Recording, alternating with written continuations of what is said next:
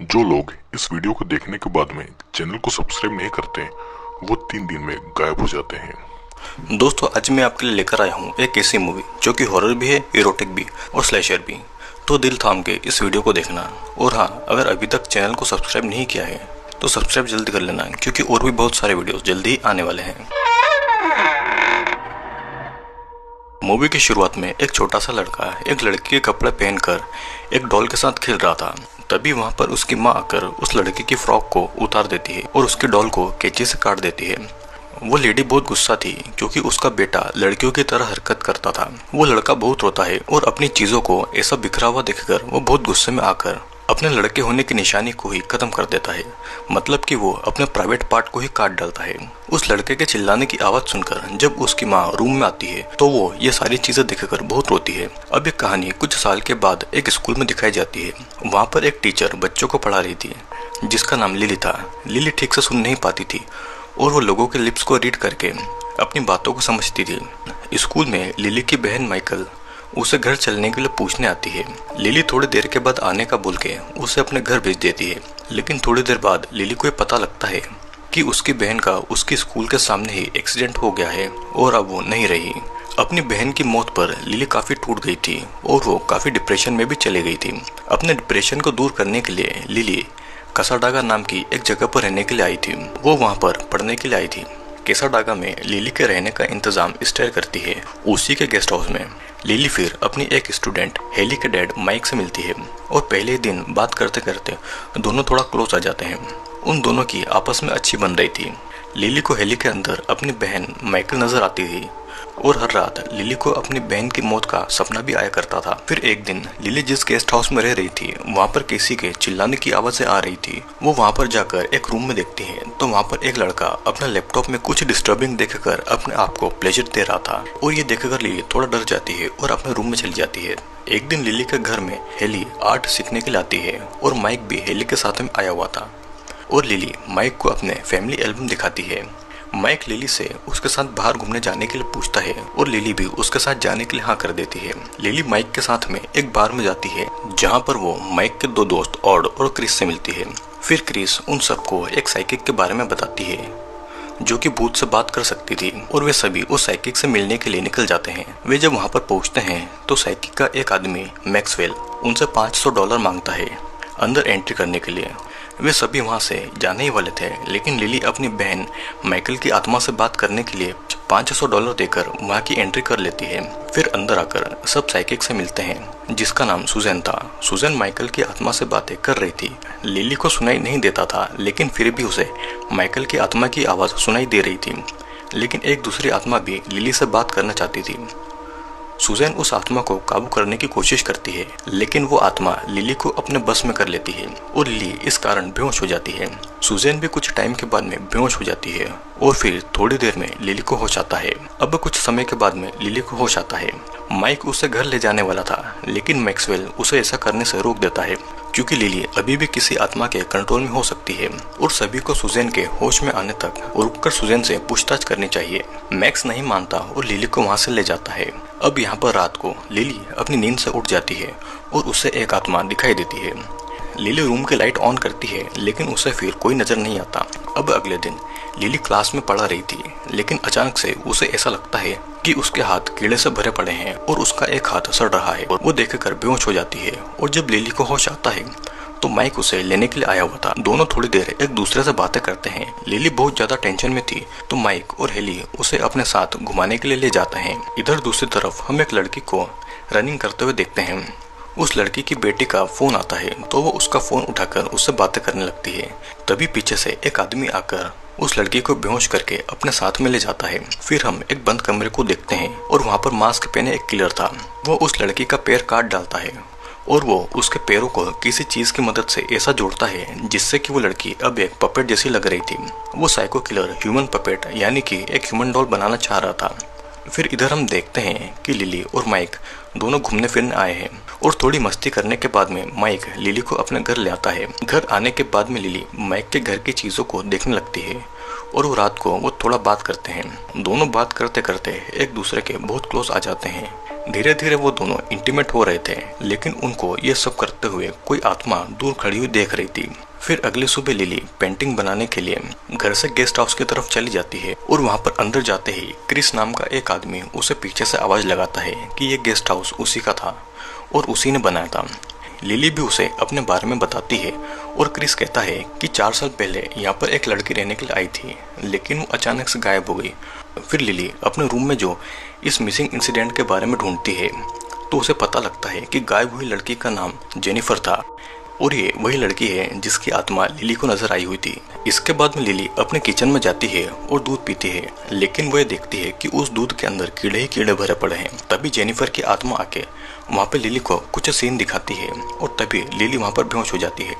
होश में आने के बाद में वो माइक को देखती है और लिली माइक को सब कुछ बताती है कि उसके साथ क्या क्या हुआ था, लेकिन माइक उसकी बातों पर यकीन नहीं करता और तभी लिली को उल्टी होती है और उसकी उल्टी में से बहुत सारे कीड़े निकलते हैं।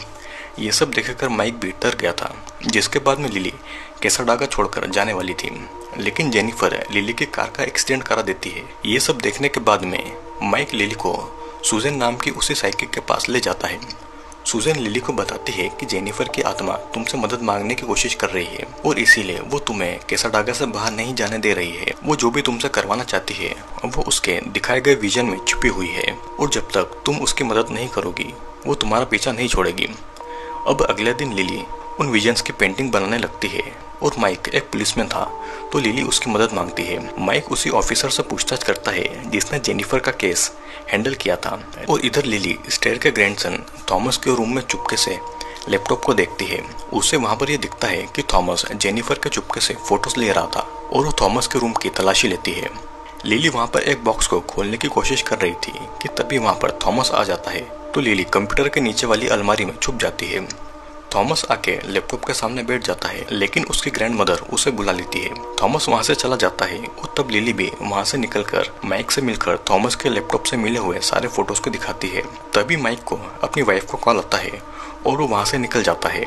इधर हम उसी साइको किलर को देखते हैं जो कि उस लड़की को ह्यूमन पपेट बना रहा था और वो उसे एक पपेट की तरह चलाने की कोशिश कर रहा था। वो बेचारी लड़की दर्द के मारे पागलों की तरह चिल्ला रही थी, लेकिन वो साइको किलर उस लड़की को लटका के पपेट की ही तरह उसके हाथ पर चला रहा था। लेकिन वो लड़की दर्द के मारे ठीक से नहीं चल पा रही थी और वो इस दर्द को भी सहन नहीं कर पा रही थी। वो लड़की तड़प रही थी और गुस्से में वो साइको किलर उस लड़की को मार डालता है। वो साइको किलर उसके पेट में कैंची घुसा देता है और उस लड़की के मरने के बाद में वो किलर भी बहुत ज्यादा रोता है क्योंकि वो ह्यूमन पपेट बनाने में फेल हो गया था। दूसरी तरफ लिली, माइक और हेली एक गार्डन में टाइम स्पेंड कर रहे थे। लिली थोड़ा टेंशन में थी और अचानक जेनिफर की आत्मा लिली पर अटैक कर देती है। लिली एक रूम के अंदर खुद को बांध लेती है और इन सभी चीजों से हेली काफी ज्यादा डर गई थी। रूम के अंदर जेनिफर की आत्मा लिली पर फिर से अटैक करती है, जिस पर लिली बहुत चिल्लाती है। माइक किसी तरह उस डोर को तोड़कर लिली को बाहर निकालता है।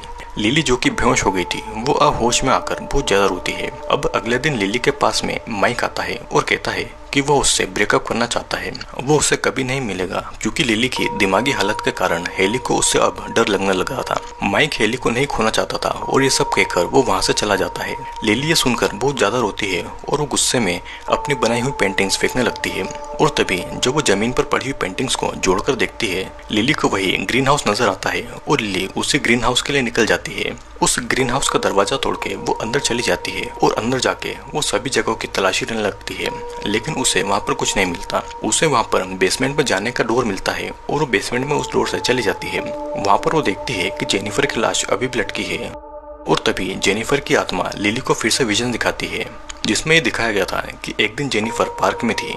तभी अचानक पीछे से एक आदमी आके उसके सर पर पंच मार के उसे बेहोश कर देता है और वो उसे अपने साथ में ले आता है। जेनिफर को वो उसी बेसमेंट में लाकर उसके हाथ और पैरों को काटकर उसे एक ह्यूमन पपेट बना देना चाहता था और जेनिफर के ऊपर वो किलर बहुत ज्यादा टॉर्चर कर रहा था। वो किलर ह्यूमन पपेट बनाने में कामयाब नहीं होता और इसीलिए वो जेनिफर को भी मार डालता है। लिली जब होश में आती है तो वहाँ पर थॉमस था, लेकिन रात को जेनिफर की आत्मा लिली को परेशान कर रही थी। वहाँ पर थॉमस भी था और बातों ही बातों में थॉमस और लिली के बीच में झगड़ा हो जाता है। पुलिस वहाँ पर आकर थॉमस को अरेस्ट कर लेती है और पुलिस वाला लिली को एक होटल के रूम में रखता है क्योंकि अगले दिन उसे लिली का बयान लेना था। लेकिन होटल में भी रात को जेनिफर की आत्मा उसे परेशान करने लगती है, जैसे कि वो उससे कुछ कहना चाहती हो।